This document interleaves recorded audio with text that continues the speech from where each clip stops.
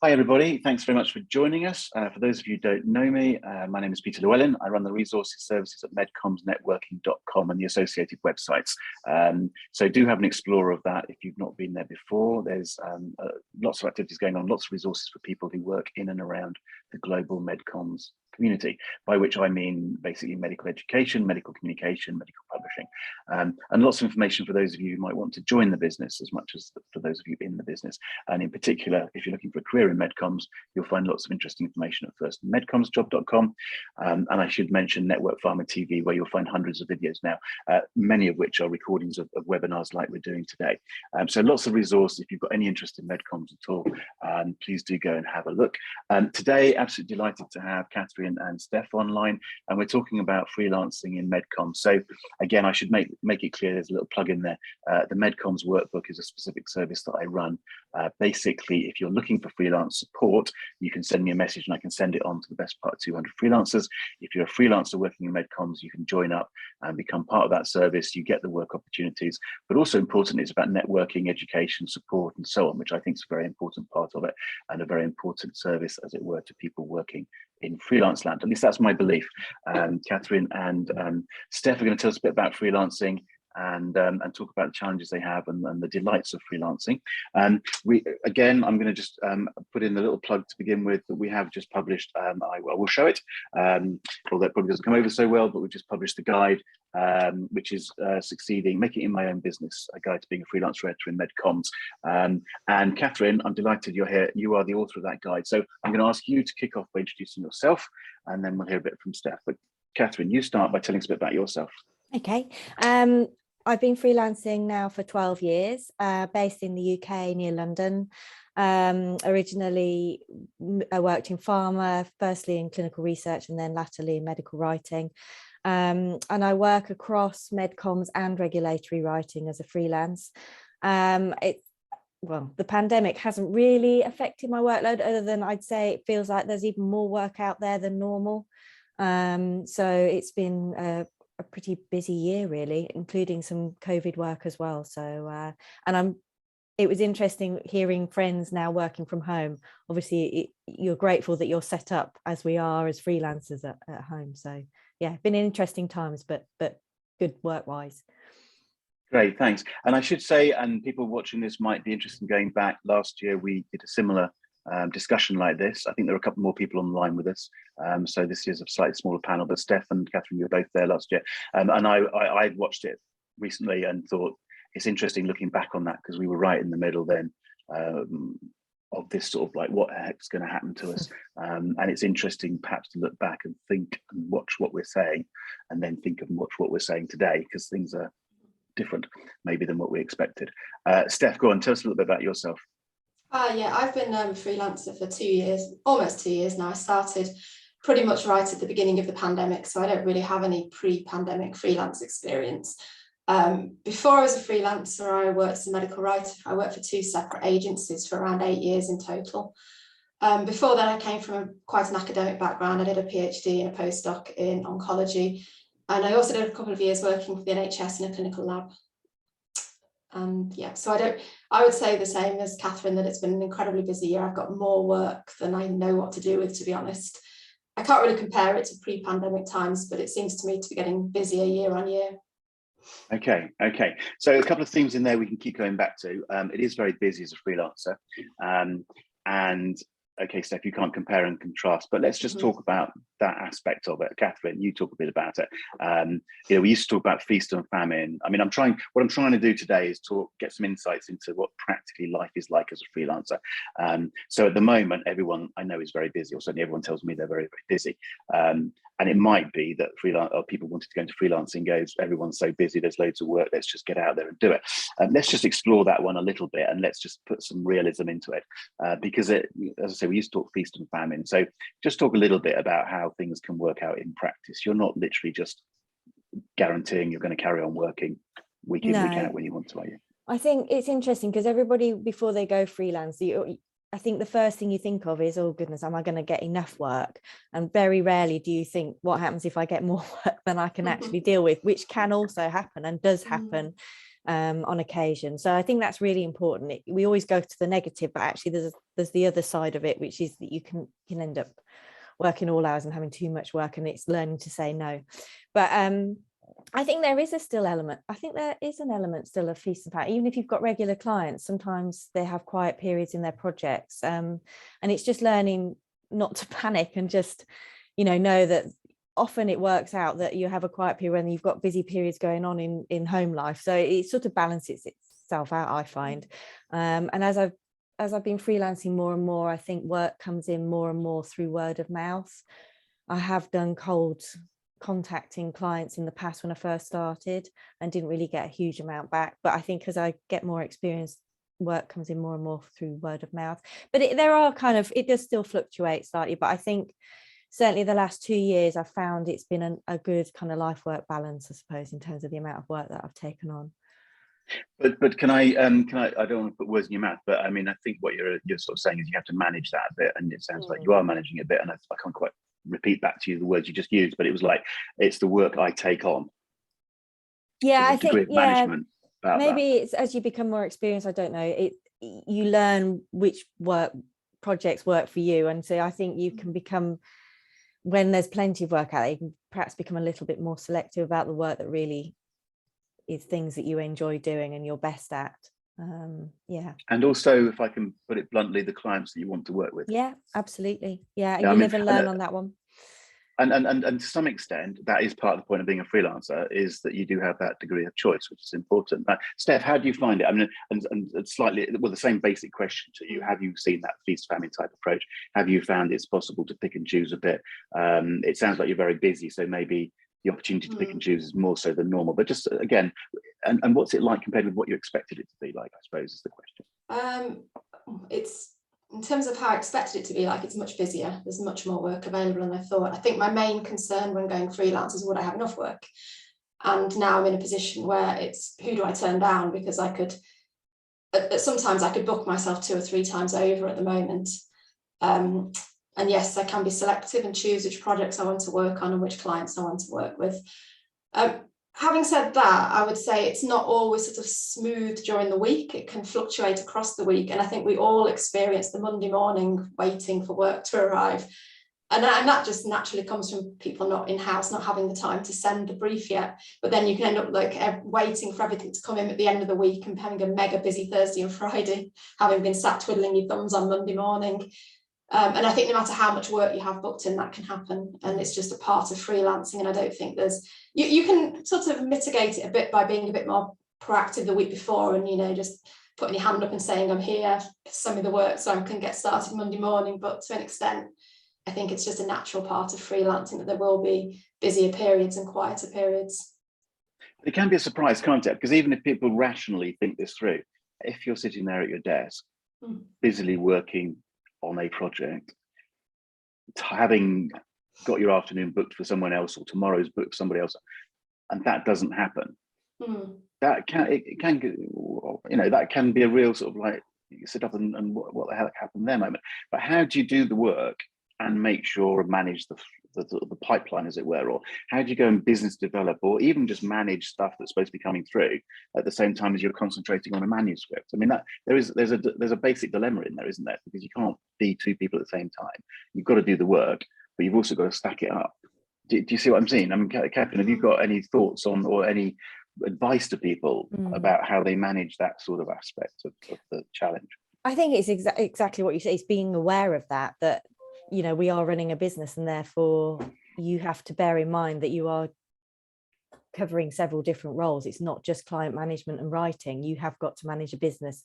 And as Steph said, be proactive in terms of getting work and being aware that you need to keep in touch with people and make sure that they're aware that you're out there, because you're not in the office and you're not within the team, as it were, in the office.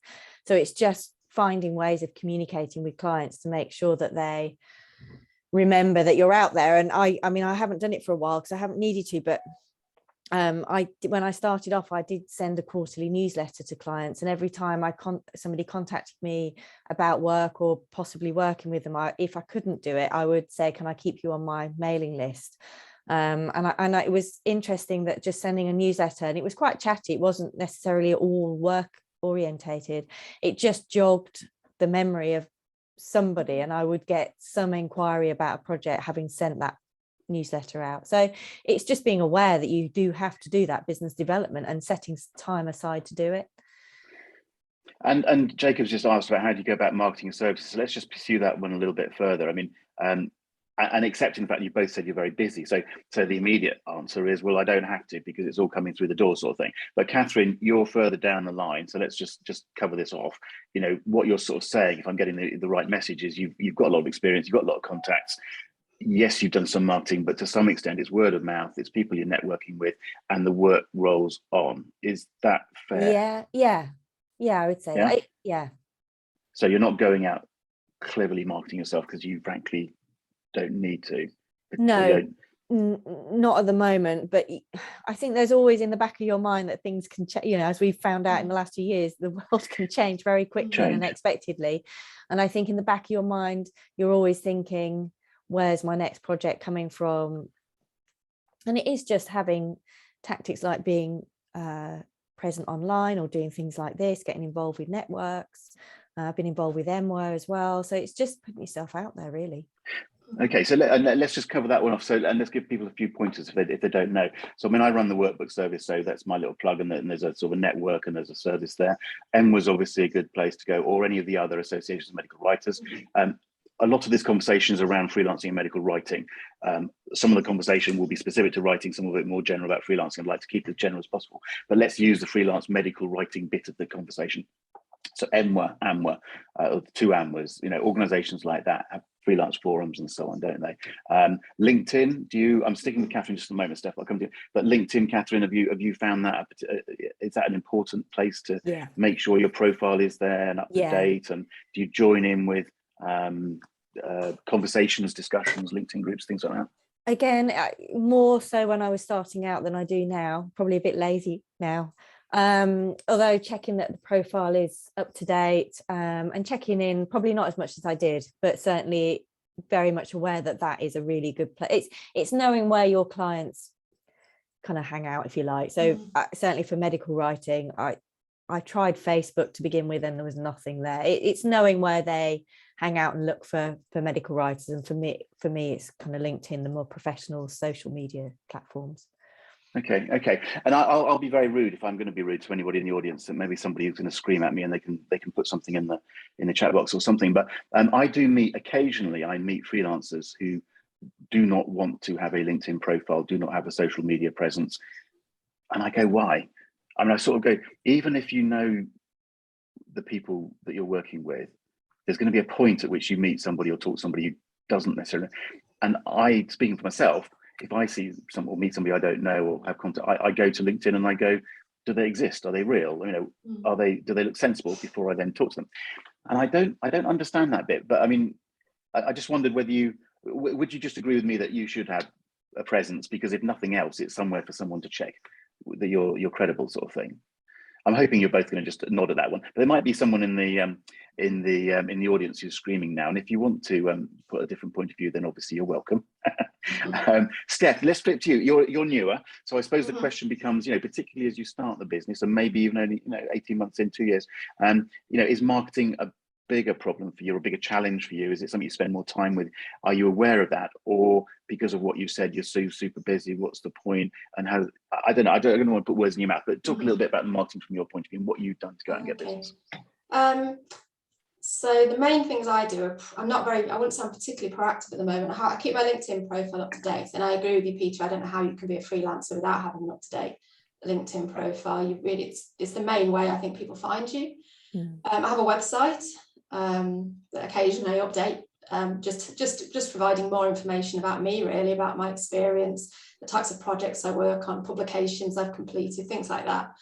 I've wrote a couple of blog posts, nothing particularly exciting, but just gets you out there a bit, doesn't it? And then I'm on the MWA directory, and then I'm on another one called Biome Professionals, which I do get occasional contacts to, including something last night. So they're free. You can just put your information. Biome Professionals, yeah. Is it Biome or Biome?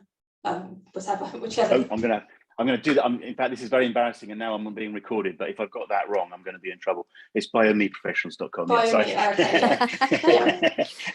So yes. I've had a bit of work from them. So that's pretty much what I do at the moment, which I guess is I put myself out there and I let people come to me. And by and large, that works very well. When I started, I was a bit more sort of forward, and I contacted people that I'd worked with in the past, let them know I was freelancing and would they be interested in working, and that was quite successful. And then, like Kathryn said, I have done some cold emailing with pretty much zero success, I would say. I think I've been largely ignored. But it hasn't been a problem because, as I said, I just find people come to me now. I think people look for freelancers on LinkedIn, and I think having a LinkedIn profile, as well as you can see you're out there, you can see your track record, you can see where you've worked, what you've worked on, who you've worked with, and I think that sells it really. Okay. Someone's put in the chat that maybe people are a little reluctant to put their employment history out there and things, but my fundamental point is, if you're a freelancer, you want to be out there. And yes, you may judge how much to put out there, but you want people to be able to find you, check you out, know that you're real, and contact you. And it might simply be that 2 seconds double check before someone gets on the phone to you. But I think a lot of people do that.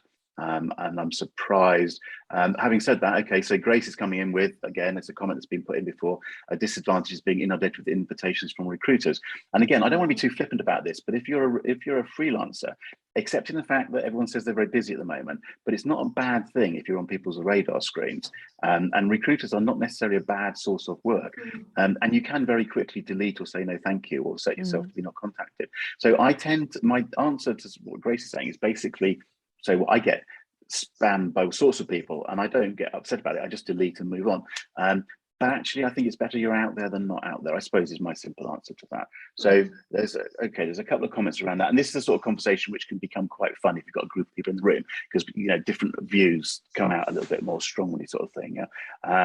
There was something I thought we might go in this sort of direction for a little bit. So you're out there, you're freelancing, you're very successful, whatever. It's a busy time. So let's just come back a step. Let's try and think back, and Kathryn, you're gonna have to think back a longer way. Why did you go freelancing? What was it? What somebody asked originally, what's the motivation for going freelance? Steph, you're newer to it. What was the motivation behind going freelance? And let's just remind ourselves, you were in agency world and you went freelance, right? Yeah, I would say, when I started my medical writing career 10 years ago, my long-term plan was to go freelance, to be honest. I always had it in my mind that I'd want to do that. You always knew that, yeah? Right. Okay. I always kind of had it in my mind that I probably would. I was open-minded because I didn't know how I'd find it, but as the years went by, I knew more and more I wanted to go freelance. And there's really two reasons for it, I would say. The first relates to work-life balance and flexibility.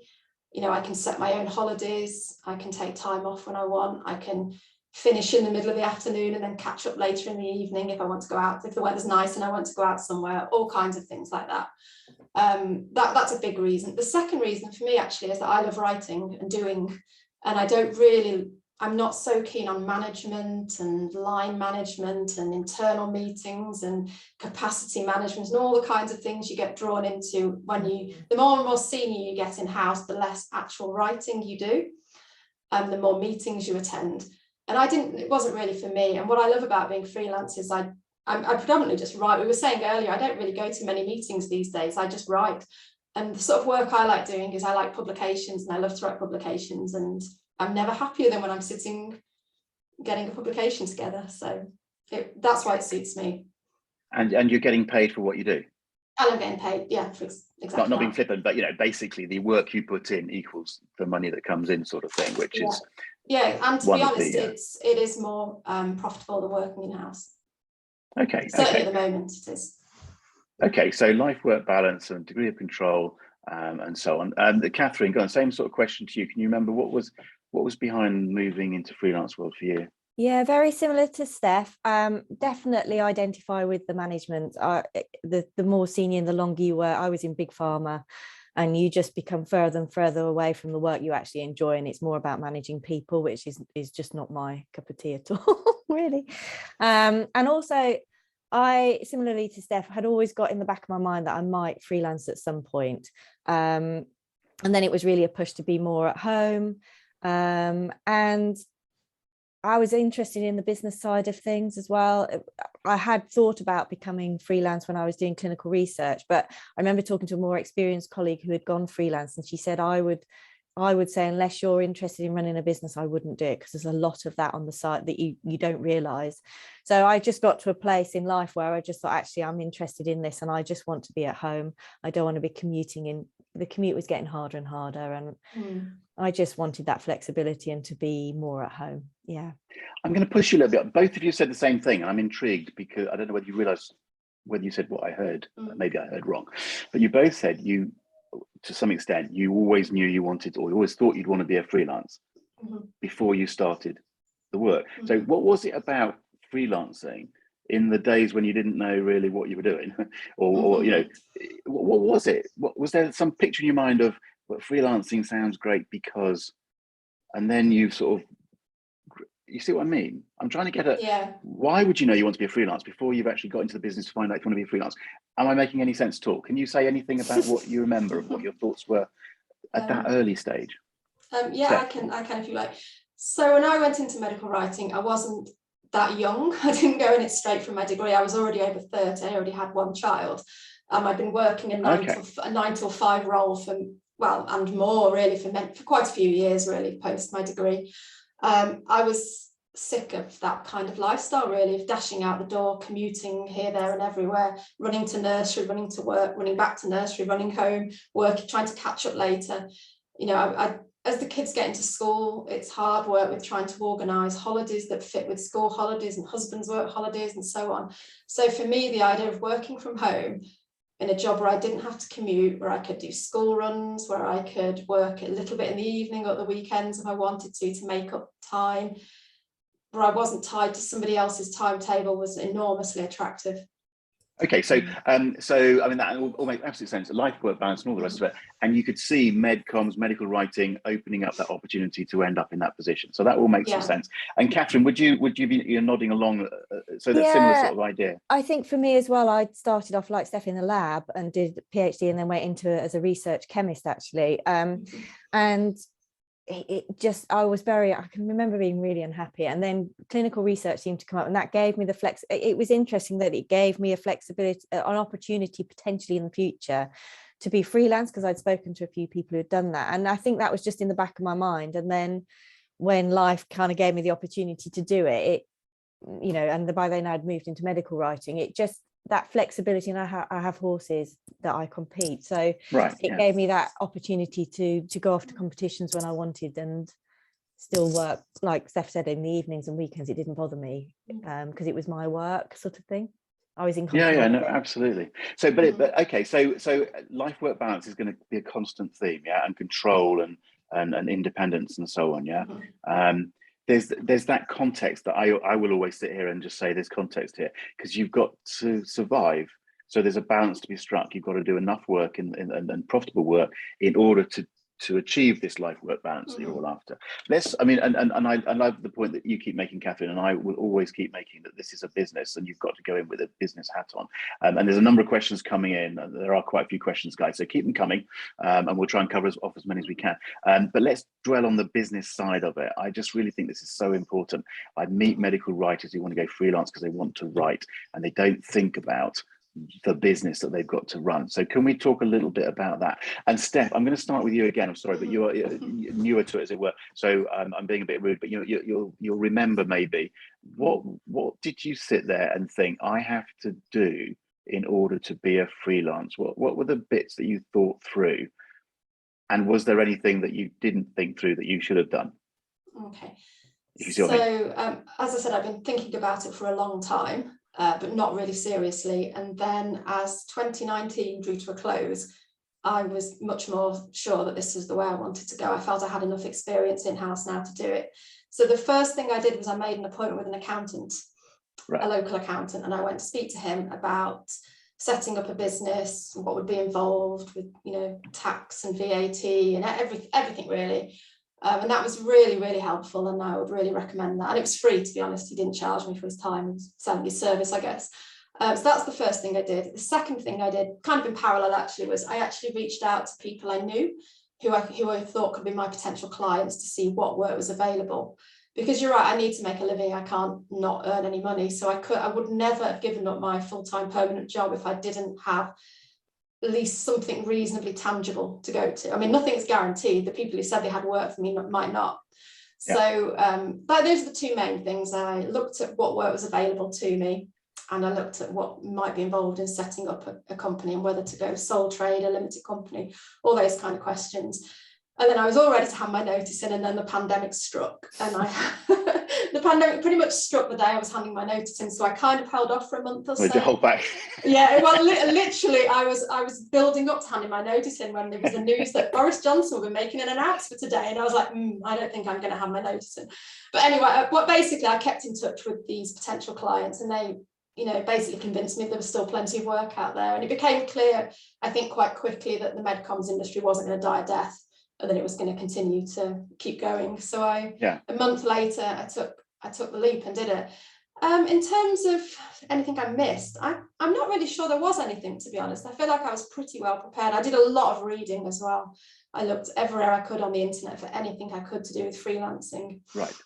And I went into it, I think, quite with my eyes open, quite clear. Okay, that's good. That's good. And let's just make this point, because we have got quite an international audience here. So some of this discussion is obviously going to be based around what happens in the UK, limited company, sole trader, VAT not, and all the rest of it. So I guess we don't want to go too far in this direction about the details, but the points are, you've got to make this work financially. An accountant, I would always say, is a very useful person to have around. Whether they do it all for you or whether they're advising you, I mean, many of us do our own basic bookkeeping, but I've got someone who looks over my shoulder and checks and all the rest of it. But also with things like, and I don't want to go too far with this one, my R35 in the last year in this country where the tax rules have changed. You need someone around who you can at least bounce things off and talk from a professional point of view. So I know some people don't have accountants, but I will always argue accountant. If you're in the UK, the limited company versus sole trader is an important question that you can change. So don't worry so much, but it's an important question. There's a question coming there about things like, who's that? Sorry, somebody else, about indemnity insurance. So there's insurances. Let's just take insurances for a moment. Have you both got PI? Have you got any other sorts of insurances? Kathryn, have you got any comment on that? I have indemnity and liability insurance, just because in the past larger clients have required it, and also it just makes me feel more professional, I suppose, from a business perspective, and just reassurance as well. And on top of the accountant, I have a financial advisor, and she helps in terms of pension contributions. Right. And yeah, it's just having that advice on this there, I think that's just reassurance. And I have I think it kind of sickness insurance in case I have to take time off.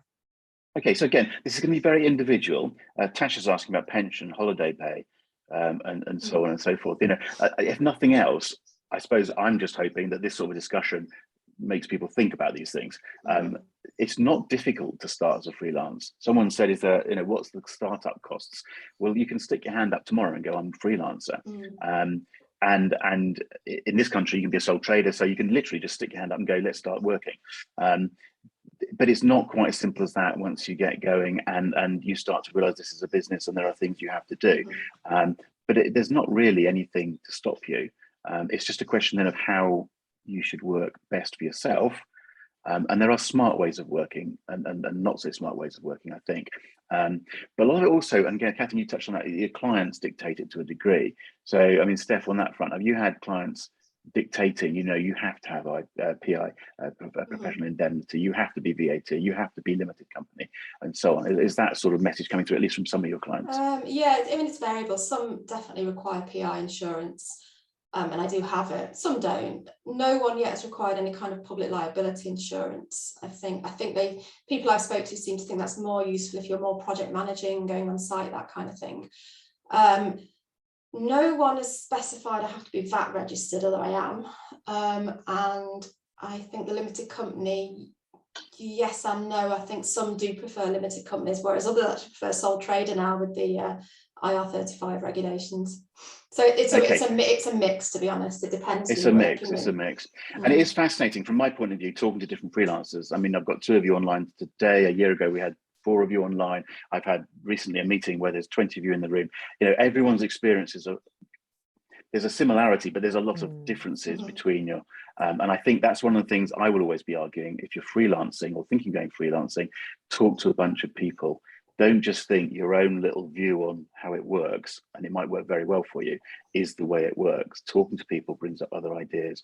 And of course, it may stop working for you. And you may have to realize that you have to change the way you work. You know, if you're working with a small handful of clients in a certain sort of a way and you found each other and it's all working terribly well, but then the client goes down or the changes or the product gets pulled or something, and you go, oh, hang on a second, I've got to go someone completely different. It's worth having an understanding of different ways in which people work. Yeah. I was going to pick up on, we're bouncing around a bit because these questions come in. What about this question from Tamara, is it? Sorry, I can't, Tamara. So again, so you think about the sorts of things you do to get started, and there's probably quite a lot further we could go with that. But let's say you've started. So let's deal with, actually, I'm going to come to Anonymous's question first. All right, I'm smiling slightly. And Steph, I'm going to put you on the spot. Oh, no. You knew I was going to do that, weren't you? But I'm going to use the question, the way he's phrased it. So he or she, how do you establish the rate you charge for each deliverable? Let's just have a little bit of a talk about that. How did you establish the rates? So it depends on whether you're charging an hourly rate or per project is one thing. Yeah. Although if I do a mixture, I probably do more hourly rate than I do project charging, but I do a mixture, and project charging is ultimately based on hourly rate because I would estimate approximately how many hours it takes and multiply it by my hourly rate. So the ultimate question then is, how do you determine your hourly rate? Yeah. And that is, how to explain it? I would say it comes from several sources. The first is I used to work in-house, so I know what freelancers charge. So I take that as my baseline. And then secondly, you can look at, there's obviously the Paramount recruitment survey is very helpful. They will give you a good indication, and that matched up pretty closely with my experience. That's one thing. So you can set a basic rate from that, and you may not charge all clients the same price and all different types of projects. Some projects can be more complex than others, and you might charge a higher rate for that. And then the other thing is, once you get going and once you have a lot of clients, you can increase your rates because it's a market, isn't it? And you charge the market rate, if you know, so you can put your prices up and see who will pay. There's a number of points we've covered in there, and I'm smiling, and Steph hopefully smiling with me, because we had this discussion last year. The simple answer to the question is there's no benchmarking, there's no set of rates for freelancers. The whole point is you're a freelancer, you decide your own rate, sort of thing. And there's very little public information about what people are doing, frankly for obvious reasons, sort of things. Yeah, but networking with people, getting a feel for the marketplace is a good part. I always say, you start with how much do you need to earn. I think there's an important sort of way of thinking about this, because if you're going to work X hours and you have to earn a certain amount, then you've got your hourly rate, and if that is practically possible or not, you may have dictated your next move, sort of thing. Yeah, but having established a survival budget, what are people paying? If you don't have the luxury of knowing what they pay, you can talk to people. Other freelancers, groups like ours, are quite happy talking to a degree about what's going on. Sometimes the client will just say it's X pounds a day and take it or leave it, sort of thing. But Kathryn, I'll pick you up on the question I was going to ask from Tamara. She's getting at, when starting, do you offer your services cheaper to get the trust and get that initial work in? What's your advice to someone who's wondering about that sort of strategy? Yeah, so when I started, I had a number of clients, and I know some clients dictated that because I hadn't been freelancing that long, they gave me a lower rate, and they made that very transparent. And there's an element of you're building your confidence in, because I remembered sending my first invoice going, which was a project charge, going, they'll never pay this. Oh, they will. Oh, that's good. And like Steph, I worked in house, so I kind of knew what we were charging anyway. But sometimes I do. So one client particularly that I'm still working with now, and I've worked with for probably 8 or 9 years, is when I started, I did do a slightly lower hourly rate because the work they were giving me was documents that I wasn't that experienced with, and I was very upfront about that. But they were still willing to work with me. And so I felt that the lower hourly rate was basically an investment in my training and experience, and ultimately now I charge them my normal hourly rate because I've worked with them for so long and built that experience that I can then use also for other clients. So there's an element of being a little bit pragmatic. If it is work you're not that experienced and you're just not that confident and it's a new client, then maybe lower your rate if that feels right, and just see it as an investment in your own personal training and development. Yeah. Okay. I mean, I do think there's a lot about gut feel, and other people talk about other ways of looking at it than that. I mean, I think gut feel is just basically quite important, but you have to sort of be aware of what you're doing. So if you want some work, it might be because it's really interesting work.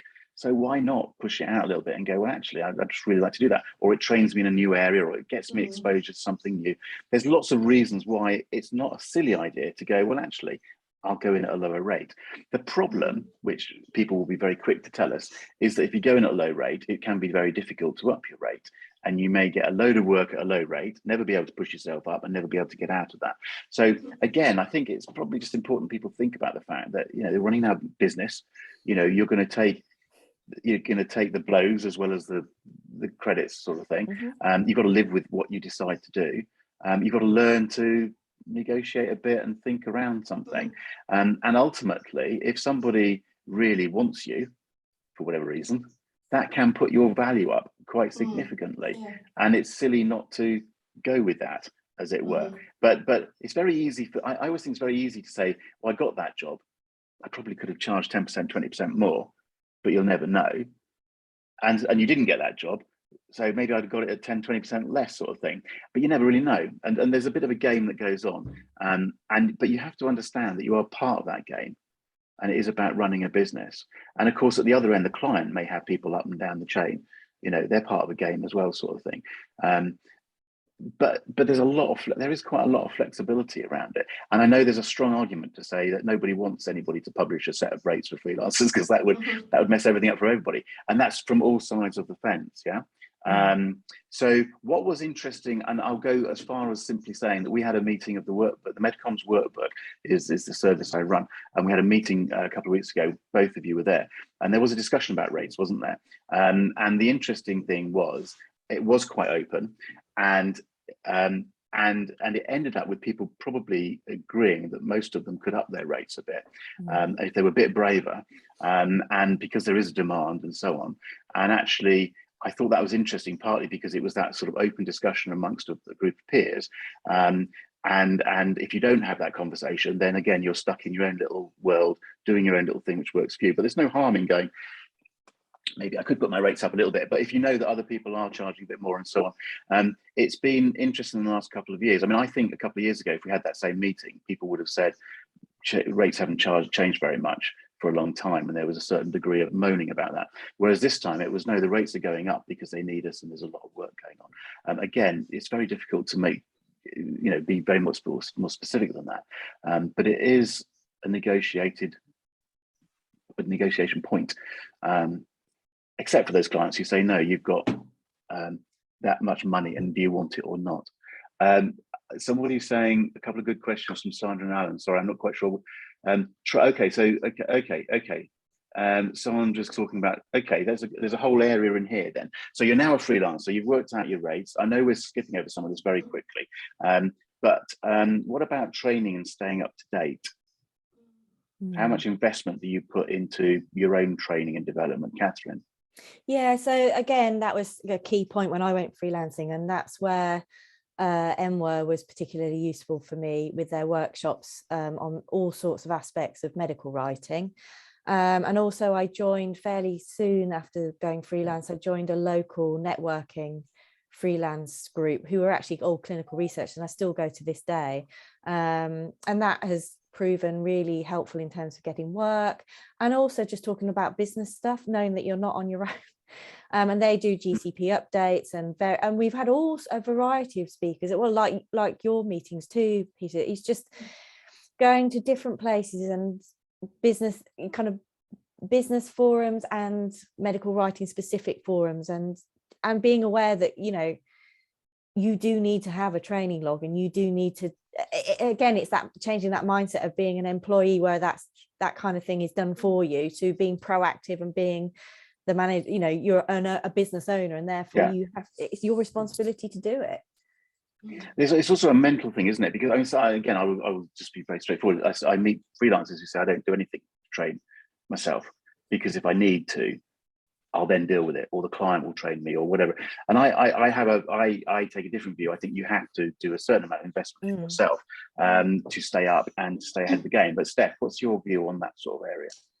Yeah, I think you have to be proactive and organise yourself. I went to ISMAP this year, which was really useful, but it's quite expensive. I think it was about £800, and I had to pay it myself. Well, my business paid for it for me, but obviously you're used to having your employer paying for that, and that was really good. Lots of interesting sessions, and also a bit of a networking opportunity. And then also with ISMAP, because I've got this CMPP certificate, you have to do a certain number of credits per year through their CMPP accredited things, including your webinars, Peter. I think some of those are included in that as well. You can get credits. I believe they are, yeah. So I'll be honest, and I don't do enough at the moment, and I need to do a bit more, and it's always tempting not to, simply because this paying work is more attractive than taking a morning off to do a little bit of training. And then the other thing I would say that I do more in terms of specific therapy area training is, if I'm working in a new project and I don't really know the therapy area very well, I might do an hour or two's background reading that I don't charge, because it's useful for me for that project and for the future. And I think that's a fair enough way of doing it. Okay. So again, it will be varying enormously for different sorts of people. But trying to keep yourself up to date does seem just like a good thing to do. But it is a time investment, and it may be a money investment.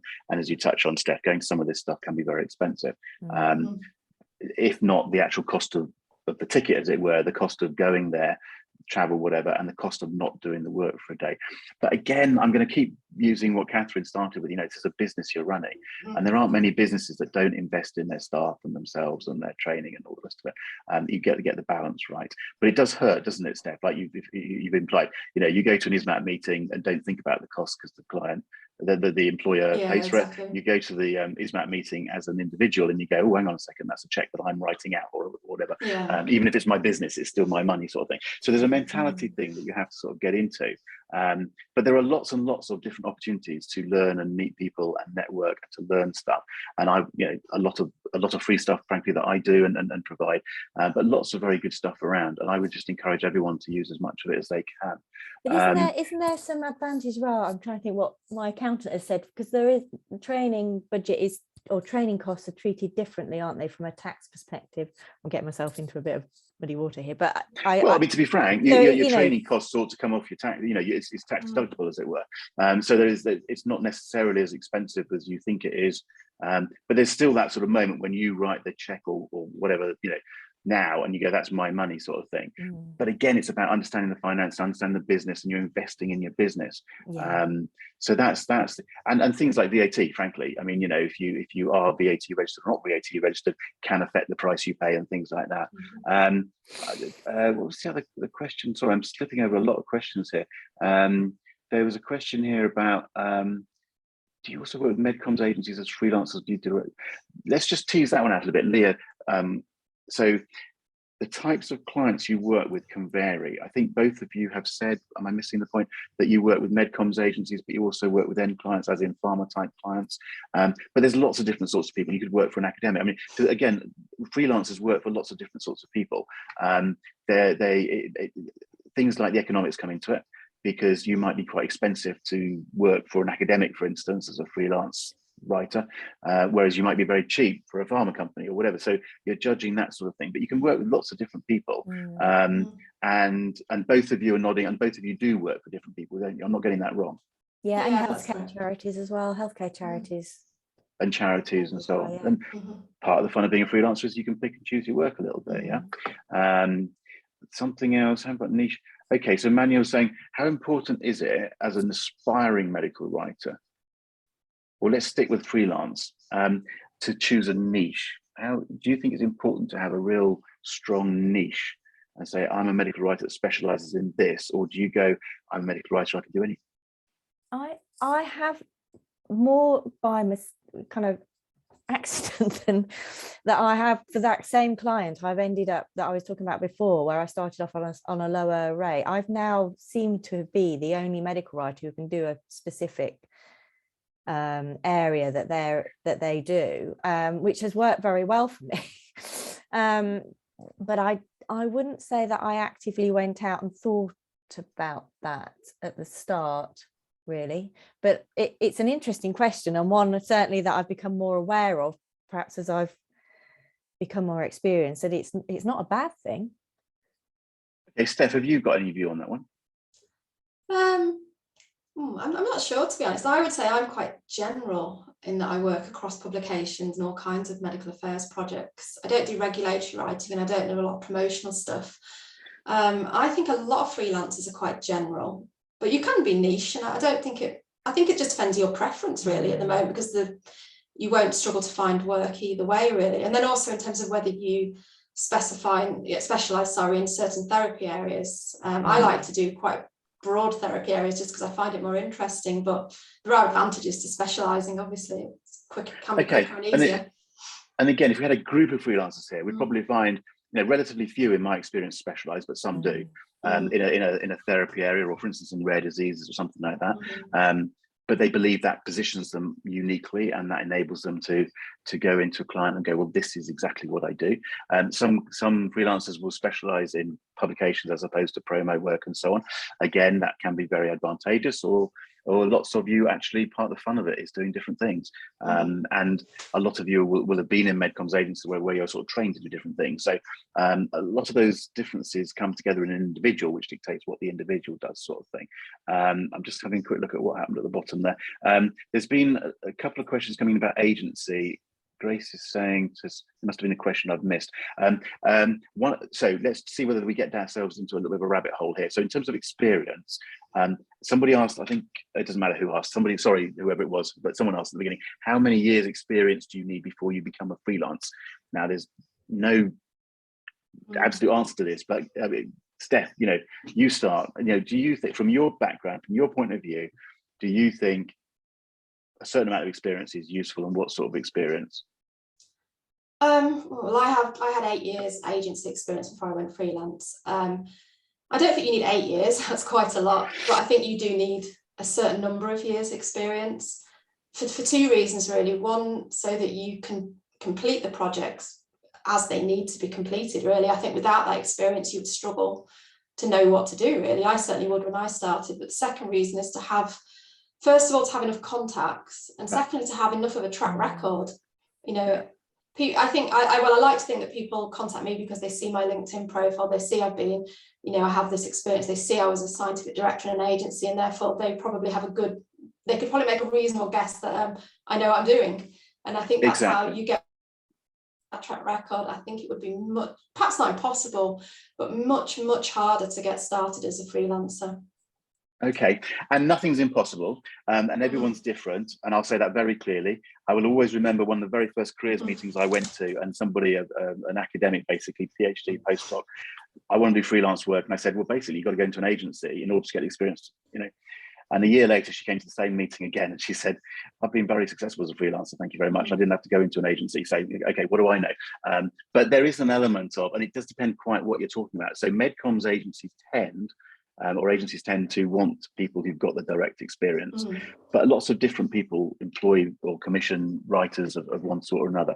So it may vary how important it is. Having said all that, Kathryn, what's your sort of view in terms of how much experience you need? Yeah, I agree. I think it's down to contact. So for me, I haven't worked for a MedComms agency before I went freelance. I was working in large pharma, and just by virtue of the freelance nature of work, I kind of went by the seat of my pants on a lot of projects at the start, because it was publications and MedComms work that I would never have done at big pharma. But I think it comes down to having contacts. It's having the contacts and experience that you can show when you're going for new clients and projects. I don't know how else. Well, some clients wouldn't touch you, I guess, if you didn't have that experience behind you. I think the thing to emphasize, and we do need to, because I've seen some of the discussion that's going on in it as well. I come at this from a Medcoms point of view. That's quite a narrow specialist niche on a very broad healthcare communications, medical writing spectrum of activity, right? So I would always come at it from the point of view of you need to get into a Medcoms agency, get the experience, and get the contacts, which is the bit people keep forgetting, but that's hugely important. I'm glad you're emphasizing it. and get the confidence to go out, and it's not 6 months, it's a matter of years, and have the confidence to go out and the contacts to go out and do that work, because the Medcoms agencies that you'll then be working for by and large will need that, otherwise they won't give you the work, because they want you to hit the ground running and go. But it's very important, and it's important in terms of the wide audience that we've got, that people understand that we are talking from a niche point of view. There's a wider spectrum of activity, and academics who've got, you know, who've got good writing skills and editing skills or whatever, can pick up, you know, work, and that's, you know, it's not to say it's not possible. But Medcoms agencies specifically, to keep the conversation specific, will tend to want people who've got direct agency experience.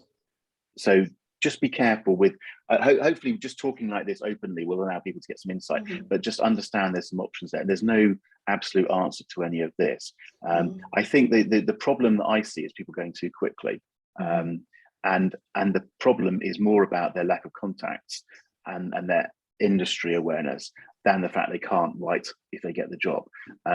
So it's important, again, to think of it in those sorts of ways. It's a little bit different. A couple of final questions to cut. We are actually over time, aren't we? But I still think it's fun doing this, and we should capture as much as we can. So I will stop in a minute or two. We'll have a few minutes at the end unrecorded. But Amanda's just said, in an average hour, how many hours do you spend on billable versus business admin? Have you got an answer for that, Kathryn? A sense of that or not? Ballpark. I'm not asking the exact number. Yeah, no, I'd say it was maybe 80-20. 80% of my time is doing billable work and 20% is doing sort of non-billable work, really. Okay, let's go with that.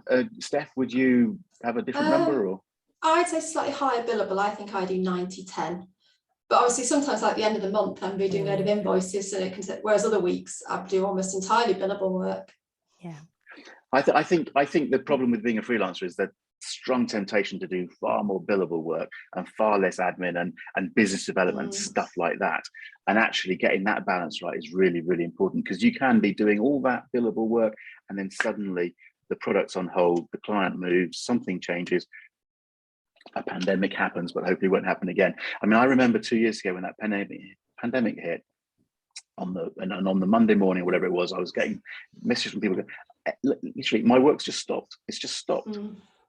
And there's, you know, that was an extreme situation, but, you know, these things can happen. So you've got to bear that in mind. I'm going to stop the recording. Sorry. I could go on all afternoon, and I shouldn't, and I won't, to everyone's satisfaction. But there's loads of stuff in here, and I hope just having conversations like this give people a sense of, you know, what your lives are like, and the pluses, and also some of the challenges and so on. I make the very clear point, I know you're happy for me to do this, that if anybody's watching this today or any other time and wants to contact you via LinkedIn, then they're very happy to. And frankly, lots of freelancers are very happy to be contacted. I will say this on behalf of the Medcoms freelancer community. You're all a lovely bunch of people, and you know, LinkedIn or something is a very useful way of making some connections. So anybody thinking about freelancing, that's the first thing I'd advise, is go and talk to some people, and you'll find they will be quite open. In the end, it's very individual, and you have to just take the plunge and go for it. I'm going to, though, stop now and wrap up. And then for those of you watching today, we'll have a few minutes at the end to pick up a couple of the other questions, and we'll see how far we get. Thank you very much for joining. If anything I'm doing is of any interest, come to medcomsnetworking.com. Specifically, I do need to put that little plug in, medcomsworkbook.com, if you're interested in the service that I run for freelancers. As I say, opportunities get sent out, but also there's this networking educational side to it, which I think is so important, a little bit of community. So thank you very much. Thank you to the audience for joining us. Thank you, panelists. I'm going to ask you to give us a little wave while I just stop the recording, please, and wish you all a good day. So bye-bye. Thank you very much.